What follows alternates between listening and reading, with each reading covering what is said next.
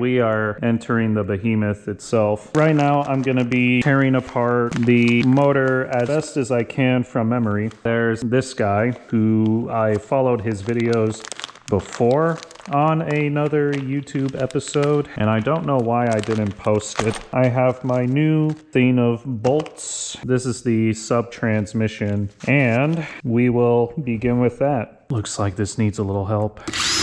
There we go.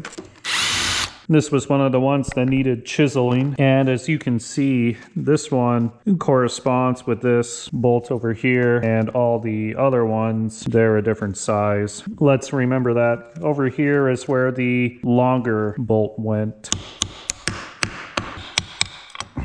There we go. Alrighty, so in here you have these parts. I don't have any of the charts with me right now, but I'm gonna put them on the screen as I see them. And so the first thing that I will do is I will take a little ball bearing, and that went up in here, and I think it was spring loaded. If you can see it through here, that's what that would have been for. So I'm taking this, putting that over here, putting that over here. So yeah, I'm taking this out because it was there. And then this is where you would have your...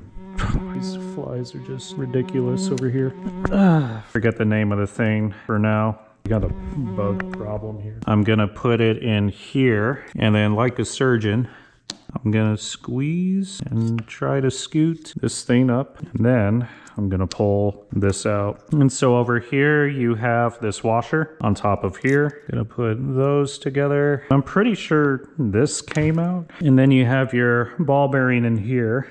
And at the end of it all, this is what everything looks like together. So you can see that the bearing, the knocker pin, and the casing itself go together. Over here you have this guy, including this part, the spring and the ball bearing, all inside of here. And then it's just hooked up in here, I believe, like that.